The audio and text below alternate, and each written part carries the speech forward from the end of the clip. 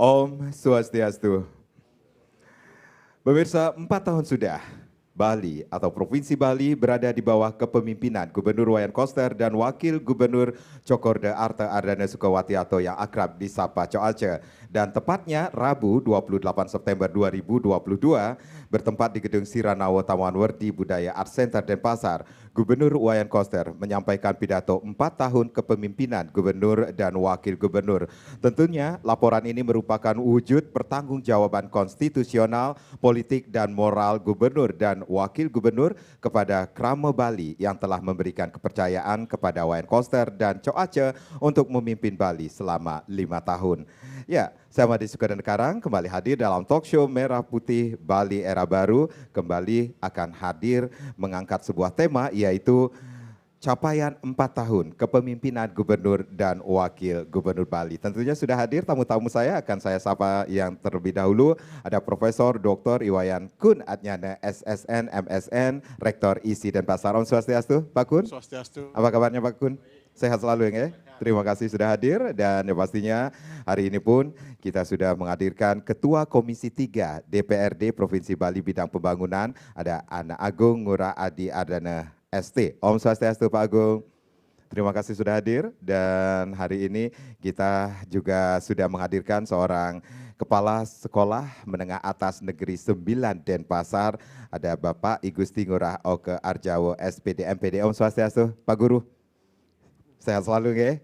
Baik, kalau kita melihat ini tanggal 2 atau sedikit menengok ke belakang Dumun ini tepatnya 5 September 2018 mungkin menjadi salah satu momentum bersejarah bagi Bali dengan dilantiknya Wayan Koster sebagai gubernur dan wakil gubernur Bali niki dan Coace sebagai wakil gubernur periode 2018-2023 oleh Presiden RI Joko Widodo di Jakarta. Nah, setelah tak lama setelah dilantik Gubernur Koster segera bisa dikatakan gaspol segera melaksanakan janji politiknya yang disampaikan pada saat kampanye. Dan seperti di awal saya sampaikan Pak Agung, pada tanggal 28 September yang lalu niki sendiri sudah Pak Koster pun sudah memberikan pidato 4 tahun kepemimpinan gubernur dan wakil gubernur itu sendiri. Nah, bagaimana tanggapan Pak Agung selaku anggota Dewan niki atau Ketua Komisi 3 DPRD Provinsi Bali bidang pembangunan niki sendiri terhadap pidato Gubernur Bali niki sendiri? Silakan.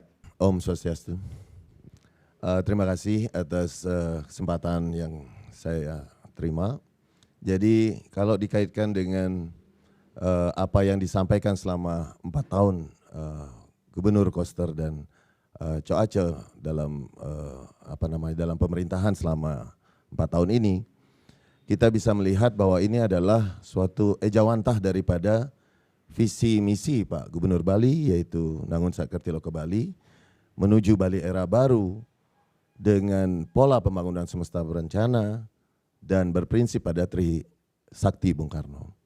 Jadi kalau kita lihat perkembangan secara infrastruktur, dilihat daripada pola Nangun Sakertilo ke Bali tersebut, bisa kita lihat bahwa bagaimana banyaknya pembangunan-pembangunan yang dikaitkan dengan bidang keagamaan, di bidang perekonomian, dan di bidang pendidikan.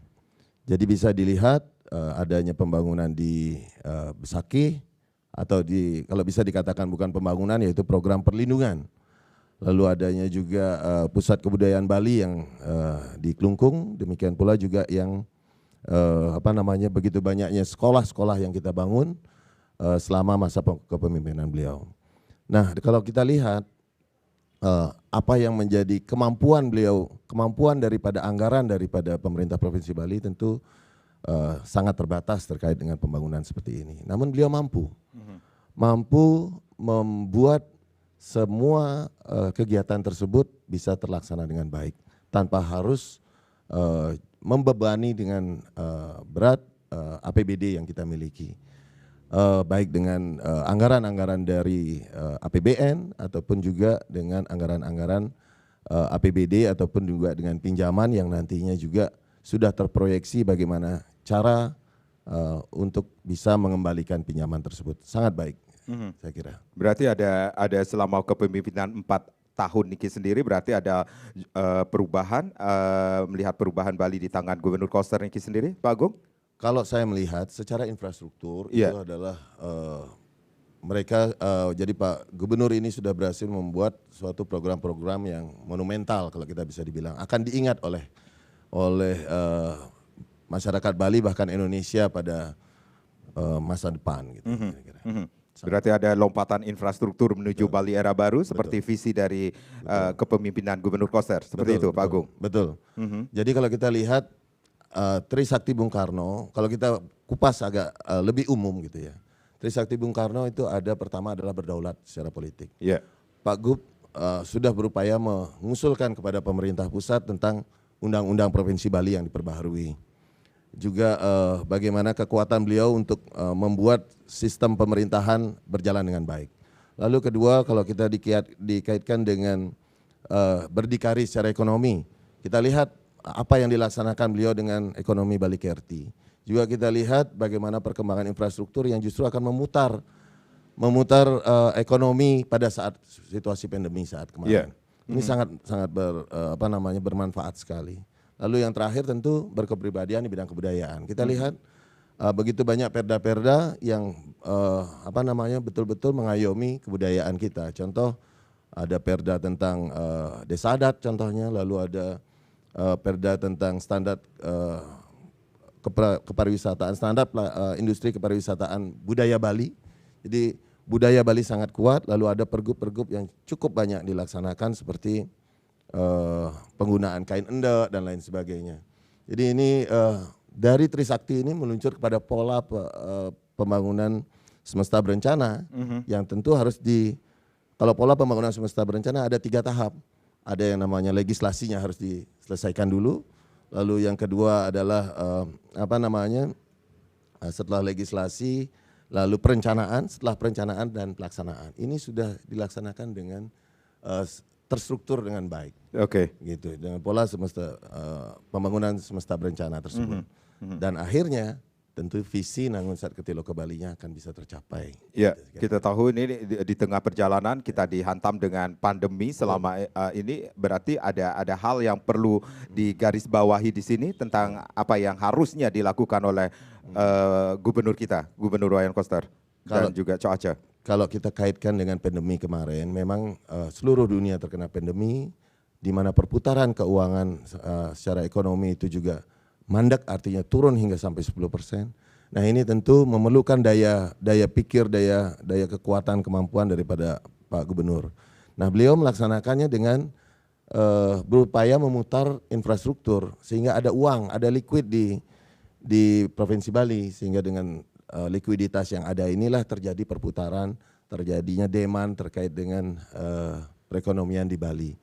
Nah ini tentu akan sangat lebih baik apabila kita juga kuat di dalam neraca pangan. Nah, apabila kita memiliki neraca pangan dari tahun ke tahun sesuai dengan kebutuhan, nah ini harapannya tentu inflasi pun dapat kita jaga. Nah ini selama pandemi ini beliau sudah melaksanakan dengan sangat baik dan mudah-mudahan ke depan akan bisa lebih kuat lagi dalam menghadapi kemungkinan terjadinya resesi dunia pada tahun 2023 tersebut. Baik.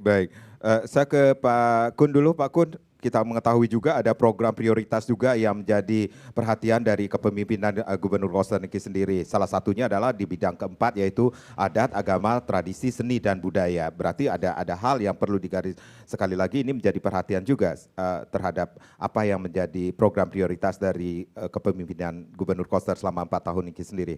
Pak Kun melihatnya. Terima kasih. Jadi kalau bisa kita menyebut dengan ringkas bahwa capaian 4 tahun pemerintahan Provinsi Bali yang dikemandui Pak Wayan Koster dan juga Pak Cok Aceh ini adalah 4 tahun penuh prestasi yang gemilang. Jadi seperti yang disampaikan, bagaimana polanya itu dari sisi legislasi diatur, ditata, terus kita memiliki payung hukum yang cukup untuk menggerakkan keseluruhan sektor. Jadi dalam pembangunan kebudayaan juga seperti itu. Jadi bagaimana memang pemerintah provinsi memayungi seluruh potensi adat, tradisi, seni budaya, dan juga kearifan lokal Bali. Nah, sampai yang kemudian di hilirnya yang sekaligus sebagai hulu sesungguhnya, bagaimana kita memaknai tumpak dengan perayaan Satkerti. Jadi lama kita memunggungi kearifan lokal kita, dan telah lama juga kita tidak bisa mengidentifikasi keunggulan-keunggulan otentik yang dimiliki Bali. Nah, dengan adanya satu identifikasi, terus kemudian yang paling hulu adalah berbagai peraturan daerah dan juga peraturan gubernur dan surat edaran Gubernur Bali, sehingga keberpihakannya menjadi tegas dan prinsip-prinsip bagaimana kita berkebudayaan yang berkepribadian itu bisa dipahami, dilaksanakan oleh masyarakat dengan sukacita. Jadi kita tahu potensi Bali terkait kebudayaan sangat khas, unik, kaya, dan unggul gitu. Jadi tidak bisa ditemui di daerah lain. Nah, ini kan selama ini kita acap mengabaikan potensi yang luar biasa itu. Nah, pada sisi hilirnya, jadi kita memiliki satu produk pangan yang bagus, produk berbasis teknologi tradisional seperti fermentasi, destilasi seperti arak Bali. Nah, berikutnya kan disambut oleh dunia pariwisata secara baik. Nah, bahkan terakhir dengan diterbitkannya memang sertifikat bahwa layak uji, termasuk juga yang mutakhir adalah pengakuan teknologi tradisional arak Bali sebagai budaya tak benda dari Provinsi Bali. Jadi kita memiliki keunikan dalam pengolahan destilasi arak Bali itu. Jadi secara hukum sudah diakui oleh Kemenkumham melalui indikasi geografis. Nah, terus secara budaya dia menjadi warisan budaya tak benda oleh Kementerian Pendidikan dan Kebudayaan, Riset dan Teknologi.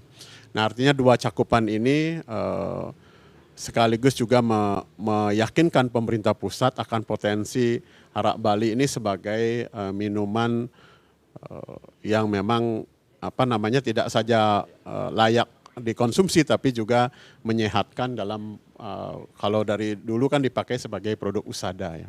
Nah, terus kemudian dalam produk sandang. Jadi perhatian kita pada endak kan biasa-biasa di masa lalu. Walau dipakai sebagai seragam, kita tidak pernah mengenali endak itu sungguh endak-endak produksi Bali atau hanya motif endak gitu. Nah, baru sekarang kita memiliki kesadaran bersama bahwa endak dengan seluruh potensinya bisa dimanfaatkan sebagai ya memang kebanggaan ya, prestis kita di dalam berbusana sehari-hari maupun baik ke kantor, ke pura dan lain-lain. Nah, jadi dua contoh ini adalah contoh paling konkret bisa dilihat masyarakat bagaimana keberpihakan Gubernur Bali dan Wakil Gubernur Bali Pak Koster dan Cok Aco ini dalam memang melihat potensi tradisi terus kemudian kearifan lokal Bali di dalam meningkatkan daya saing Bali dan juga ketahanan ekonomi dan juga kepribadian berkebudayaan. Karena kebudayaan itu sesuatu yang dinamis, tetapi kalau tidak memiliki orientasi, kebudayaan jadi tanpa arah gitu. Jadi aktivitas yang bersifat kreatif, bersifat bebas sedemikian rupa, kalau tidak ada orientasi apalagi tidak berpijak pada sumber daya lokal, jadi sebenarnya kita tidak pernah tahu ke arah mana kita menata kebudayaan ini. Nah, dengan kita melihat dan saya kira masyarakat begitu luar biasa antusiasmenya membangun kebudayaannya, nah sehingga kita mengetahui bagaimana Bali itu unggul, jadi unik, kaya dan juga unggul oleh potensi kebudayaannya. Nah, termasuk bagaimana Pak Gubernur telah merintis berbagai wahana-wahana apresiasi kebudayaan, termasuk penghargaan pada pelaku budaya, baik itu seniman, termasuk juga pelaku-pelaku permainan tradisional atau mereka yang memiliki kepedulian luar biasa terhadap kebudayaan Bali.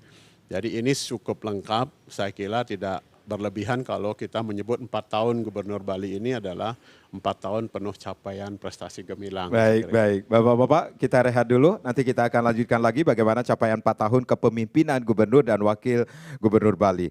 Pemirsa jangan kemana-mana, kami akan kembali sesaat lagi. Baik, capaian 4 tahun kepemimpinan Gubernur dan Wakil Gubernur Bali. menjadi topik kita di Talkshow Merah Putih Bali Era Baru.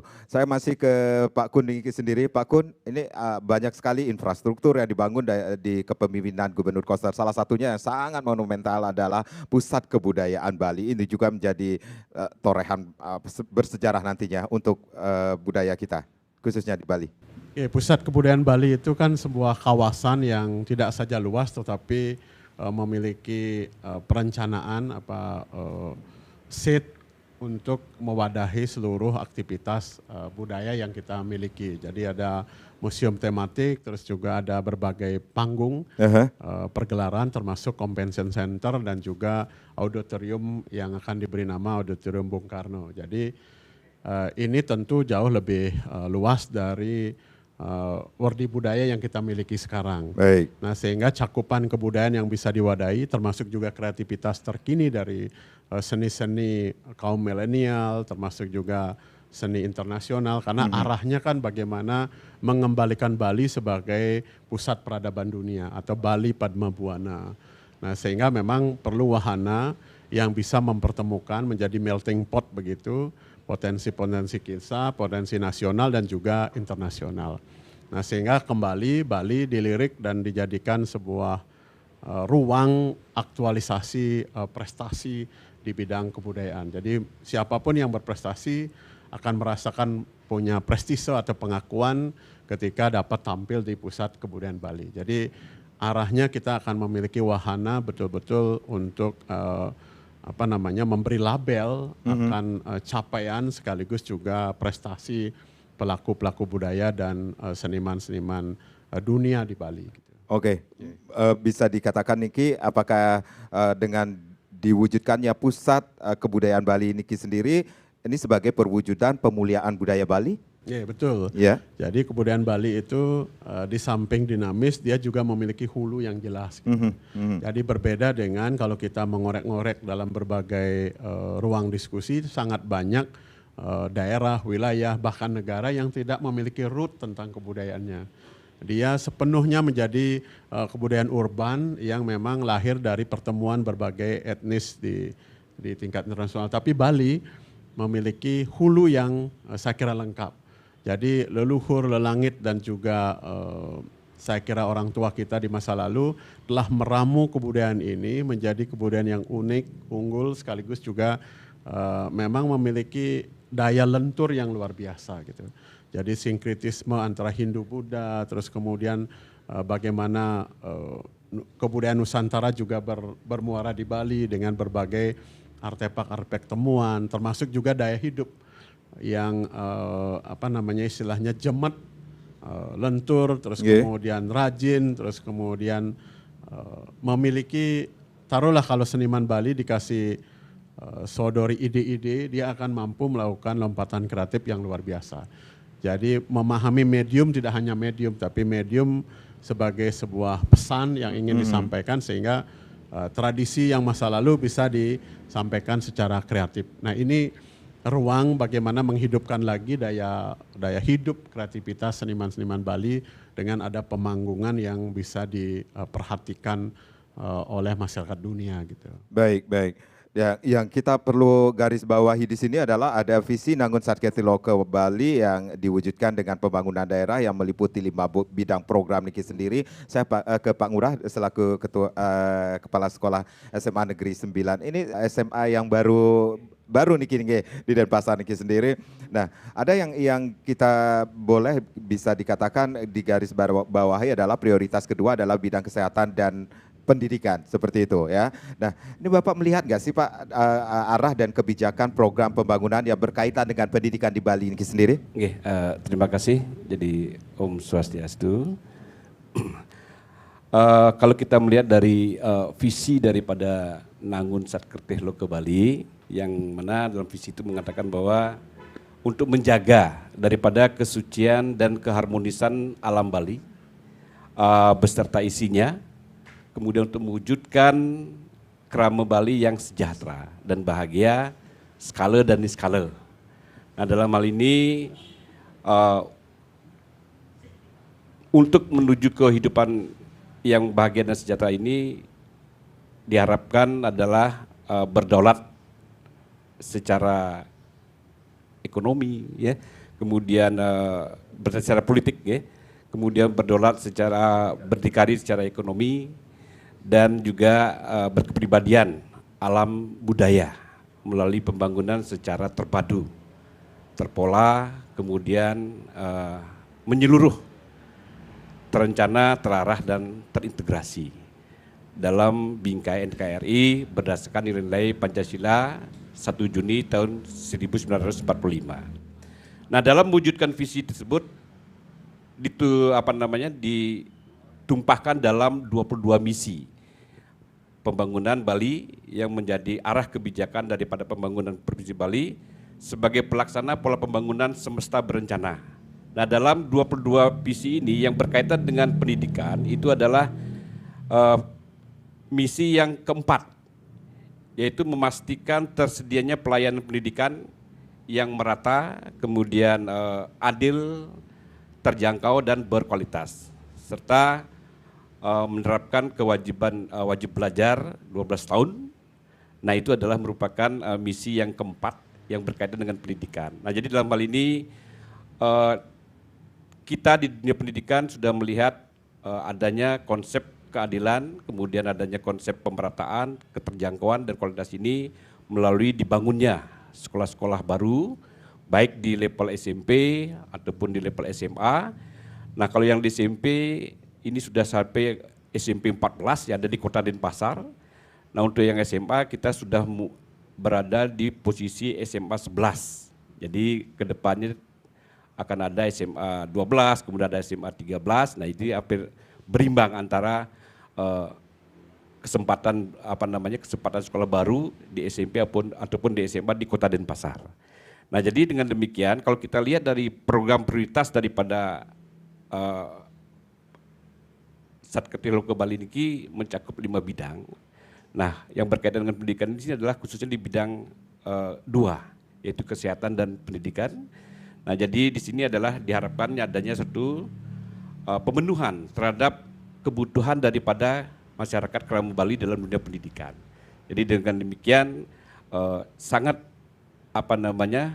sangat terkait antara program daripada Nangun Satkertil Loka Bali dengan realita yang ada di dunia pendidikan. Demikian, Pak. Baik, baik.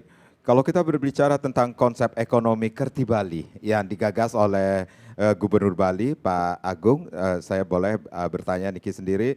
Ya, ada yang menarik di sini adalah kembali menuju kekuatan yang sejak masa lalu hingga selama ini yang dimiliki Bali, yakni ada beberapa sektor yang menjadi perhatian dan ada 6, kalau tidak salah itu ada 6 sektor juga yang menjadi perhatian. Ini bagaimana Bapak melihat konsep ekonomi Kerti Bali yang digagas Gubernur Bali selama ini, Pak Agung? Baik, konsep dari ekonomi Kerti Bali ini yang dimaksudkan oleh Pak Gubernur tentunya adalah kemandirian, Pak. Kemandirian, yang paling utama sebenarnya itu. Jadi bagaimana Bali itu bisa berdiri di atas kaki sendiri untuk memenuhi kebutuhan-kebutuhan maupun secara perekonomian bisa justru menjadi pensuplai, nah, gitu kita kalau kita balik cerita. Jadi kita harus menggali satu persatu semua potensi yang ada. Semua itu juga dimulai awal adalah tentu dari dari kebutuhan yang memang diinginkan oleh Bali sendiri maupun juga secara umum pasar dari luar Bali. Nah, kita lihat sendiri bahwa kita sudah mulai menggagas penyusunan neraca pangan di Provinsi Bali pada tahun 2021 yang tentunya akan dipergunakan untuk 2022 bagaimana untuk bisa membuat arah kebijakan terkait dengan kebutuhan di Bali sendiri. Dan tentunya juga nanti ke depan kita berharap dari konsep ekonomi Kerti Bali ini adalah bisa juga memberikan nilai tambah kepada produk-produk untuk dijual ke luar Bali gitu. Sebagai contoh penguatan terkait dengan industri-industri kreatif, termasuk di dalamnya misalnya ndak, kan gitu. Misalnya bisa ndak itu menjadi kekuatan ekonomi kita untuk dibawa keluar. Dan sebaliknya juga semua hasil pertanian kita bisa untuk memenuhi kebutuhan kita. juga ada terkait dengan potensi-potensi yang ada di dalam tubuh bumi Bali sendiri. Siapa tahu pada suatu saat nanti kita juga memiliki sumber pendapatan terkait dengan pertambangan misalnya, ataupun juga dengan gas gitu misalnya untuk lepas pantai. Nah ini akan membuat kita Bali menjadi mandiri. Jadi dari 6 hal di dalam Bali Kerti Bali ini semata-mata dipertujukan adalah untuk kemandirian Bali dan mendorong ataupun juga ikut bagian dalam ekonomi se-Indonesia, saya kira demikian. Oke, untuk kemandirian dalam konsep ekonomi Kerti Bali pun tentunya harus didukung oleh infrastruktur yang secara masif juga dibangun pada saat ini sendiri. Berarti ada infrastruktur, bisa dikatakan aset utama tujuan terbentuknya puncak pembangunan suatu daerah. Seperti termasuk juga di Bali, Pak Agung melihatnya? Betul, jadi sebagai contoh adalah kalau kita arahkan kepada kemandirian energi misalnya. Demikian.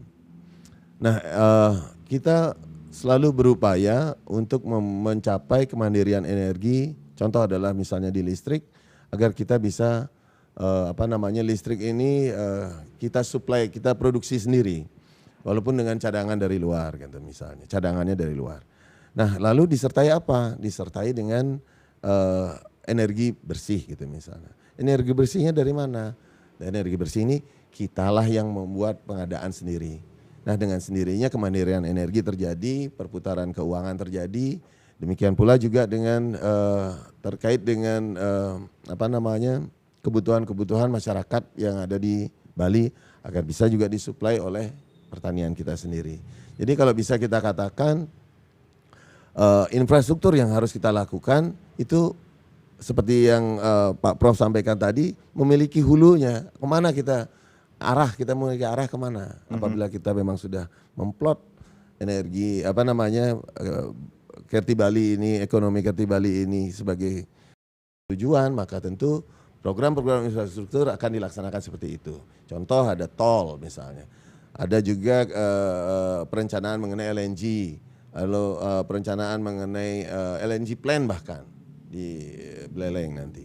Lalu juga bahkan nanti terkait dengan beberapa sumber-sumber pendapatan baru seperti contoh PKB. Baik. Nah ini semua tidak lepas daripada upaya kemandirian kita.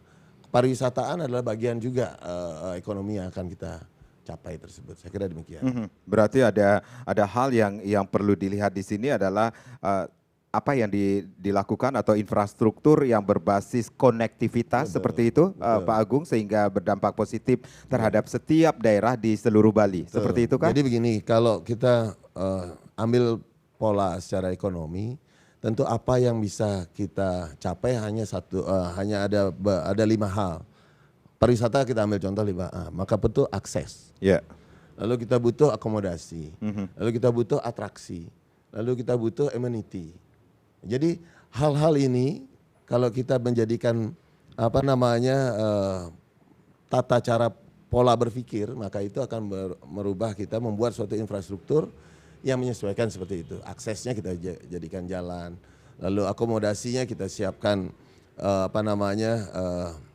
fasilitas-fasilitas yang dipergunakan untuk menunjang kenyamanan tamu, juga masyarakat sekitarnya. Demikian juga dengan atraksi misalnya, atraksi juga perkembangan budaya sehingga bisa menjadi daya tarik secara ekonomi. Nah pengembangan inilah yang kita tuangkan dalam bentuk infrastruktur tersebut. Baik, kita rehat kembali pemirsa. Kami akan kembali dalam Talk Show Merah Putih Bali Era Baru, tapi tentunya setelah yang berikut ini. Baik, terima kasih Anda yang baru saja bergabung bersama kami dalam Talk Show Merah Putih Bali Era Baru. Bagaimana capaian 4 tahun kepemimpinan Gubernur dan Wakil Gubernur Bali masih menjadi topik kita pada hari ini tentunya. Masih bersama tamu-tamu saya hari ini. Saya ke Prof dulu, Pak Kun. Pak Kun, kalau kita melihat nih sekali lagi ini banyak sarana prasarana infrastruktur bisa dikatakan dibangun saat ini. Ini berdampakkah kepada seni budaya seperti yang saya sampaikan tadi? Ini ada adat, agama, tradisi, seni dan budaya yang juga menjadi perhatian dari kepemimpinan Gubernur Koster Ringki sendiri, Pak Gun.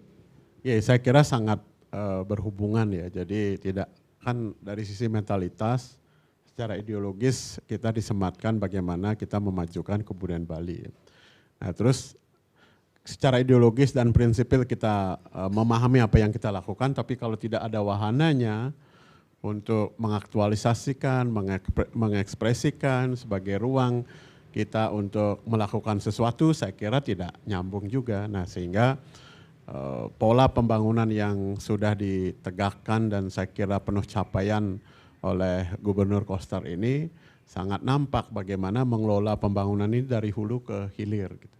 Jadi infrastruktur terkait dengan pusat kebudayaan Bali, terkait dengan yang Turya Pada Tower, terus kemudian juga pembangunan berbagai sekolah tingkat atas atau menengah atas yang baru.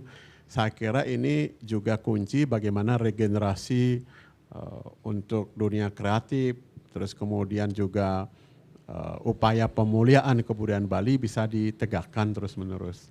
Jadi kita membutuhkan kesinambungan lahirnya generasi Bali yang tidak saja teguh pada prinsip bagaimana menghidupkan dan mengembangkan kebudayaan yang dimiliki, tetapi juga memiliki prinsip bahwa keunggulan Bali inilah yang diperjuangkan untuk menjadi karakter sekaligus daya saing di masa depan. Jadi kita memiliki, kalau dalam konteks anggaplah teori kebudayaan gitu, jadi kita memiliki yang disebut teknologi tradisional. Jadi berbagai teknologi tradisional bisa dikembangkan, termasuk untuk kemudian hilirnya menjadi industri pengolahan sandang maupun pangan. Jadi kita memiliki potensi garam Bali yang bagus.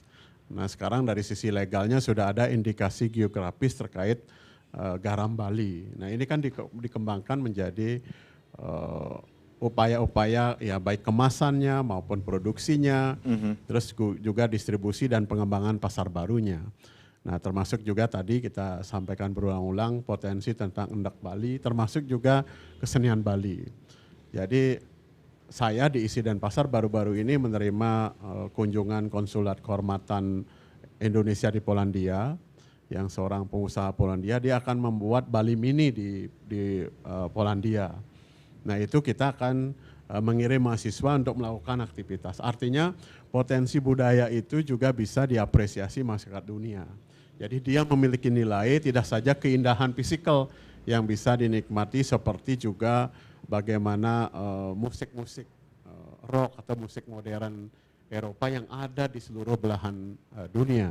Jadi potensi kesenian Bali juga seperti itu. Jadi kita akan memiliki wahana, terus mahasiswa kita bisa mengaktualisasikan dirinya, sekaligus juga seperti magang dalam konteks Merdeka Belajar di sana. Nah, sehingga itu menjadi melting pot atau etalase untuk kemudian melihat Bali yang sejati di Pulau Dewata ini. Nah, jadi perlu penumbuhan jejaring internasional, jejaring global, yang kemudian Bali menjadi semacam ya anggaplah itu menjadi ruang aktualisasi yang di mana pengagum Bali akan datang. Nah, termasuk juga yang baru-baru ini diluncurkan di Nusa Dua, yaitu peraturan gubernur terkait kontribusi wisatawan untuk pelindungan budaya dan juga lingkungan alam Bali. Nah, ini adalah sebuah ajakan secara partisipatif, inisiatif dari masyarakat dunia untuk bersama-sama menjaga Bali ini. Jadi tradisi, adat istiadat, dan juga kearifan lokal Bali itu membangun imajinasi seluruh masyarakat Bali tanpa kecuali akan orientasi bagaimana ya menjaga keluhurannya, menghormati sesamanya dan menjaga lingkungannya. Ini konsep yang saya kira original, otentik yang dimiliki Bali, yang harus menjadi dalam tanda kutip ideologis batin seluruh masyarakat Bali. Saya kira itu yang ingin ditegakkan oleh Gubernur Koster, karena melihat Bali tidak ada duanya. Dari perjalanan pribadi beliau di merantau di Jakarta dan seterusnya, ternyata tetap Bali adalah sesuatu yang tidak bisa didapat di tempat lain. Ya, kalau kita berbicara tentang Bali, orang akan berbicara tentang seni dan budaya. Dan kalau kita berbicara tentang seni dan budaya, kita pasti akan teringat dengan pesta kesenian Bali, seperti itu. Tetapi ada hal yang menarik di sini termasuk dalam kepemimpinan Pak Koster Niki sendiri, bahkan Festival Seni Bali Jani pun akhirnya bisa terselenggara. Bagaimana menurut Pak Kun? Jadi Selaku pelaku Pesta seni- Kesenian Bali sebagai itulah pelaku seni, sebuah, Ki. sebuah wahana yang sudah berjalan sedemikian panjang, sudah memiliki ekosistemnya. Ya. Jadi dari kabupaten kota, masyarakat urban, termasuk juga desa adat. Jadi menopang keberlangsungan Pesta Kesenian Bali. Nah tinggal memang pengelolaan, tata kelolanya, terus kemudian juga pengembangan isiannya. Jadi orientasinya ini bagaimana Pesta Kesenian Bali dikembangkan kualitasnya sekaligus diangkat derajatnya menjadi wahana tingkat dunia. Nah untuk hilirisasi terutama kreativitas kaum milenial kita, jadi ada Festival Seni Bali Jani yang mewadahi memang seni-seni modern, seni kontemporer termasuk juga seni eksperimental yang biasa digandrungi oleh kalangan muda kita. Nah sekarang punyai ruang aktualisasi. Kalau dulu masih terberai-berai ya, jadi di SMA ada ada kelompok teater, tidak ada wahananya yang pasti. Terus penggemar puisi begitu banyak, karya-karya puisinya juga terpublikasi banyak. Nah sekarang sudah 4 tahun berlangsung, kita memiliki wahana untuk mempertemukan capaian dari prestasi dan juga menjadi ruang aktualisasi bagaimana berkreasi di dalam genre-genre seni modern dan juga kontemporer. Jadi ini sebuah terobosan sekaligus sudah dimasukkan di dalam peraturan daerah. Artinya apa? Artinya pemerintah Provinsi Bali memastikan selalu hadir termasuk di dalam penguatan anggarannya untuk mewadahi ruang atau wahana apresiasi ini secara berkelanjutan. Oke, Pak Ngurah, kalau kita berbicara tentang untuk mencetak SDM unggul, sekolah-sekolah biasanya yang kita ketahui adalah akan mencetak SDM unggul nantinya. Nah, bagaimana caranya menciptakan SDM unggul khususnya di SMA Negeri 9 ini sendiri dengan Nangun Satkerti Loko Bali sebagai panduannya, seperti? Oke, terima kasih Pak. Jadi di SMA Negeri 9 ini untuk menciptakan SDM yang unggul ini kita lebih mengedepankan yang namanya program, Pak. Nah, Jadi, program seperti apa yang dimiliki? Oke, jadi program di sini sesuai dengan visi dan misi sekolah kami, yaitu yang berkarakter berbudaya berskala internasional sampai. Nah seperti itu. Jadi dalam hal ini SDM ini khususnya di sekolah kami lebih mengedepankan juga kepada anak-anak untuk berinovasi, berkreasi, dan kami di sekolah memfasilitasi dengan maksimal semua kegiatan-kegiatan yang berkaitan dengan peningkatan mutu sekolah ataupun kualitas kompetensi yang dimiliki oleh anak-anak kita. Jadi kami benar-benar terbuka untuk anak-anak untuk berkreativitas, berinovasi agar mencapai kompetensi yang maksimal yang dimiliki oleh anak tersebut. Bahkan kami memfasilitasi sampai dengan kegiatan anak-anak kami sedang melakukan MOU dengan pihak Australia. Ya, kami sudah melakukan MOU dengan pihak Australia untuk studi perbandingan. Nah, dalam waktu dekat ini tahun 2023 pihak Australia akan datang ke sekolah kami untuk belajar, anak-anak Australia belajar selama 4 hari di sekolah. Nah kemudian juga nanti di tahun yang selanjutnya anak-anak kami yang akan berangkat ke Australia untuk studi banding ya. Jadi skupnya benar-benar sampai ke internasional. Jadi tidak sampai di skup nasional saja.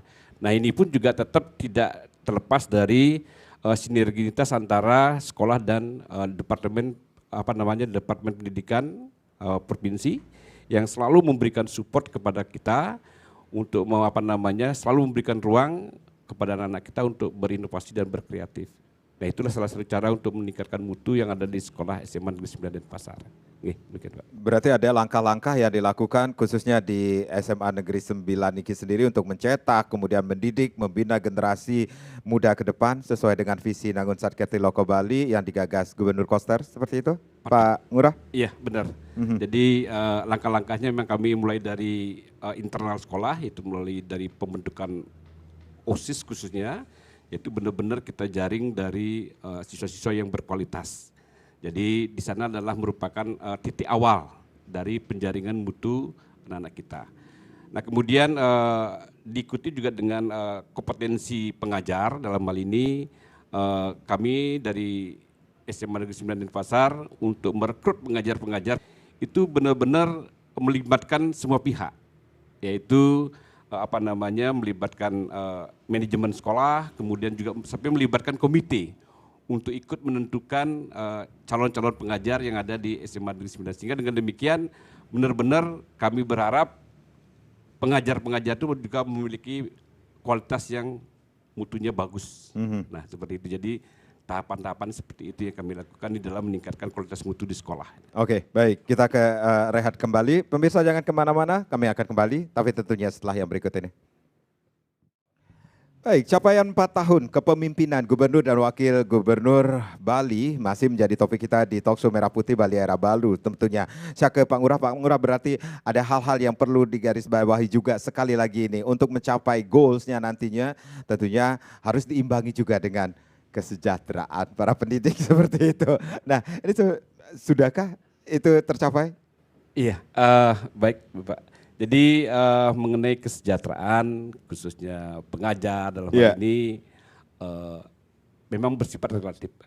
Jadi kalau ukuran kita itu boleh dikatakan sudah mendapatkan perhatian yang bagus dari pihak pemerintah. Baik. Seperti itu. Baik, Pak Agung. Kita mengetahui ini banyak sekali bisa dikatakan terobosan, kemudian inovasi yang dilakukan yang tentunya akan membawa manfaat nyata bagi kemajuan Pulau Dewata Niki sendiri di bawah kepemimpinan Gubernur Koster selama 4 tahun Niki. Baik, kalau kita melihat dari inovasi yang beliau sampaikan, jadi pertama kalau kita lihat adalah kemampuan dia untuk membuat bentuk daripada OPD, struktur OPD yang ada, dia sudah mengecilkan dari 40 sekian menjadi 38. Nah, ini suatu hal yang sangat baik sehingga membuat efektivitas terjadi. Lalu bahkan justru menambah 2 OPD baru yang mungkin pertama di Indonesia gitu. Jadi penguatan desa adat satu lagi dan satu lagi riset dan inovasi daerah.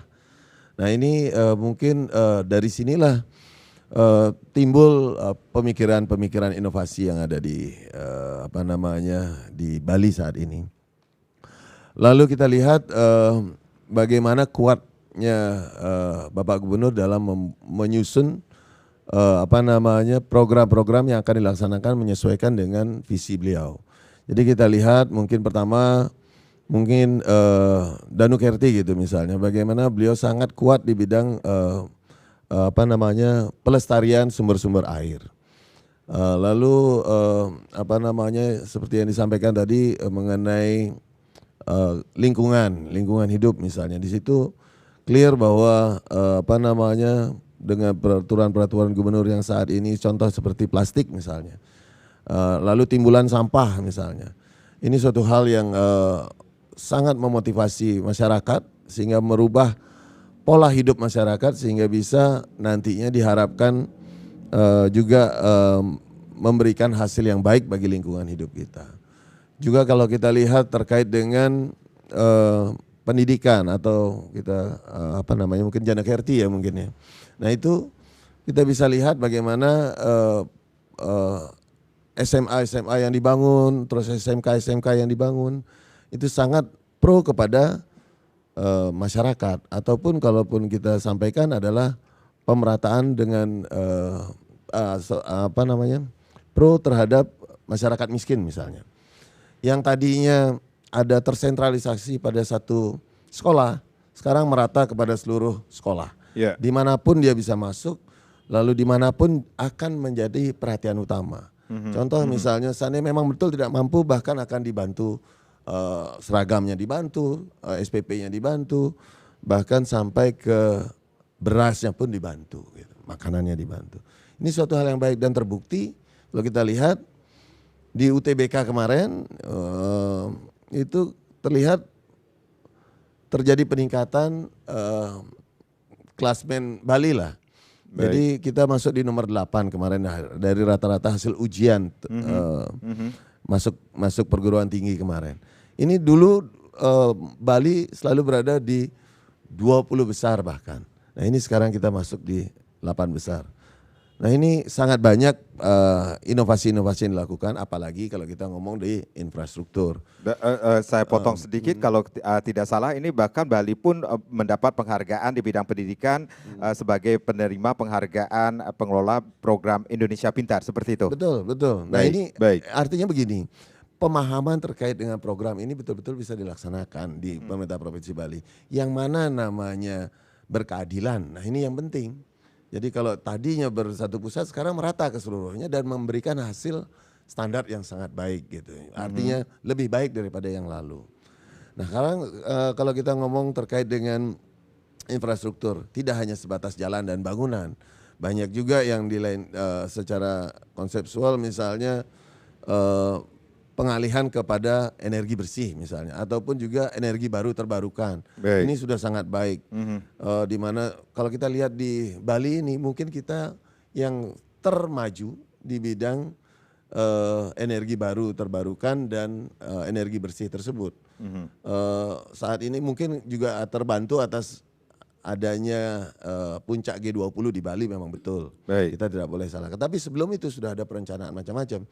Seperti contoh adanya pembangkit listrik tenaga surya misalnya di apa namanya, bukan di Karangasem ada, di Jembrana ada, itu dengan apa namanya, kerjasama badan usaha itu 2 kali 25 megawatt. Ini sudah luar biasa untuk Bali yang kecil ini gitu. Lalu apa namanya, upaya untuk mengkonversi kendaraan berbasis fosil menjadi listrik. Ini terus didorong oleh Pak Gubernur. Ini suatu hal yang mungkin kalau dikatakan termaju di Indonesia yang kita lakukan.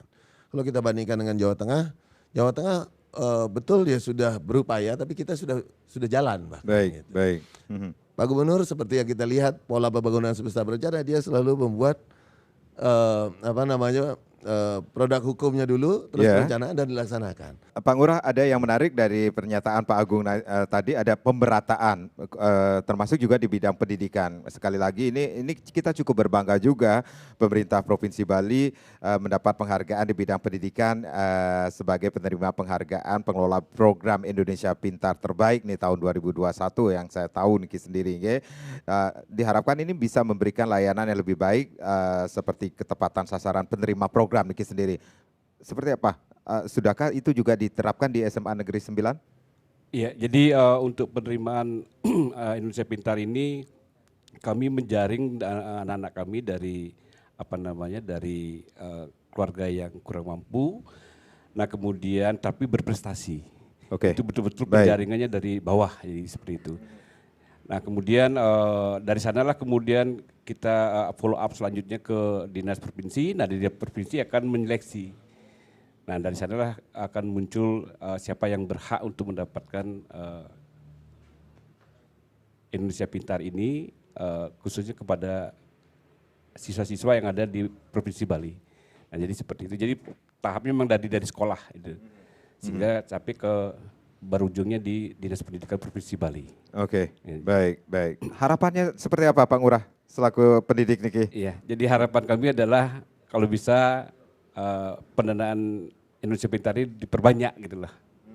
Sampai saat ini masih sangat terbatas. Baik. Itu Baik. harapannya. Baik, saya ke Pak Agung kembali. Pak Agung, berarti ada infrastruktur menuju Bali era baru ini sendiri bisa dikatakan ini diharapkan bisa menjadi penyeimbang pertumbuhan ekonomi wilayah dan mengurangi kesenjangan antar wilayah di Bali kah? Seperti itu yang dilakukan oleh Pak Koster? Baik, kalau kita lihat ekonomi di Bali yang selama ini kan memang tersentralistik menuju di daerah selatan. Ya.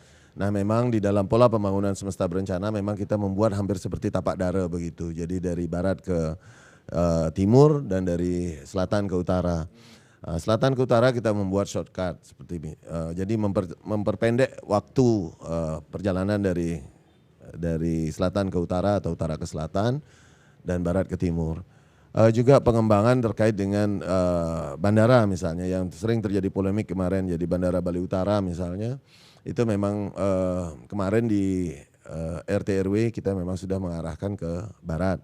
Karena nantinya di Kabupaten Buleleng ini sendiri juga akan berkembang suatu konsep kawasan industri nantinya di sebelah timur. Nah ini tentunya akan menjadi keseimbangan akan terjadi. Demikian pula jalur distribusi dari barat menuju ke timur. Di barat sendiri juga akan berkembang dengan adanya tol. Di timur pun juga nantinya akan tersambung nantinya di pelabuhan Genten, pelabuhan Padang Bayi, jadi pelabuhan Padang Bayi. Nah memang nanti ada pecahan juga dia menuju masuk ke Denpasar, dia menuju ke bypass di Bagus Mantra.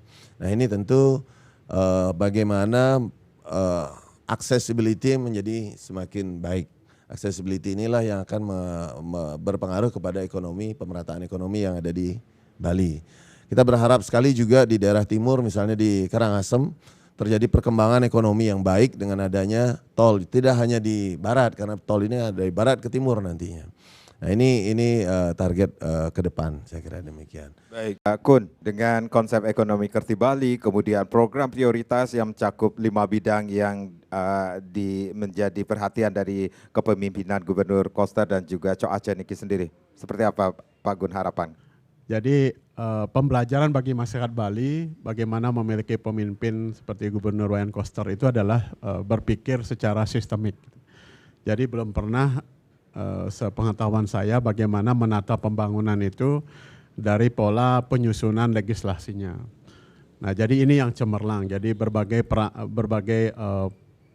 peraturan daerah, peraturan gubernur, termasuk juga hilirnya sampai surat edaran gubernur betul-betul berjalan memastikan seluruh kebijakan itu terkawal dan pemerintah hadir. Gitu. Nah, kalau ada kebijakan tanpa dipayung oleh peraturan perundang-undangan seperti ini, itu bersifat parsial dan tidak bisa dipastikan bahwa ini akan berlanjut. Oke. Nah, dengan adanya payung peraturan, apalagi itu produk legislasi pemerintah daerah dengan Dewan Perwakilan daerah provinsi, ini seperti komitmen batin. Jadi bagaimana mengelola pembangunan ini dari hulu terus kemudian secara menyeluruh itu menghilhami sekaligus juga meningkatkan daya juang masyarakat bersama-sama. Jadi bagaimana pemimpinnya, masyarakatnya hadir bersama untuk menggerakkan Bali ini dengan berbagai inovasi sekaligus juga meyakini seluruh potensi kearifan lokal, tradisi dan juga seni budayanya itu memiliki potensi luar biasa. Nah itu pelajaran kita bagaimana memilih pemimpin yang baik. Nah kalau kita tidak cakap dalam memilih pemimpin, kita tahu Bali memiliki potensi luar biasa, termasuk aset-asetnya yang begitu luar biasa. Kalau pemimpinnya tidak cerdas, tidak arif, tidak memiliki visi ke depan, seluruh potensi ini bisa hilang gitu. Bahkan kita acap memandangnya tidak sebagai potensi, ini kan berbahaya. Baik. Nah, dari sisi personalia, dari personalitasnya gubernur ini, jadi kita ketahui betul bagaimana beliau berjuang, jadi siang, malam, memang terkonsentrasi fokus lahir batin untuk pembangunan Bali.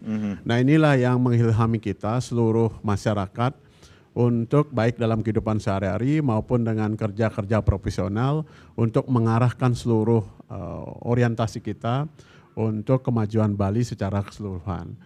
Jadi kata kuncinya Bali begitu luar biasa, kita warisi dengan seluruh potensi adat, tradisi, budaya dan juga kearifan lokalnya yang sudah pasti ribuan tahun menyangga kehidupan masyarakat Bali.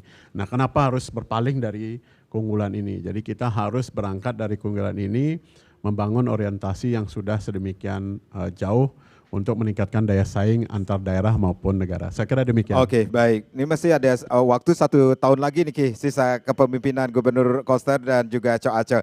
Bapak-bapak, terima kasih. Yang pastinya 1 tahun ke belakang ini atau ke depan nantinya ini yang harus kita garis bawahi adalah pembangunan Bali semakin maju dan Krama Bali semakin sejahtera tentunya. Saya Made Sekedar Karang, terima kasih. Sampai jumpa.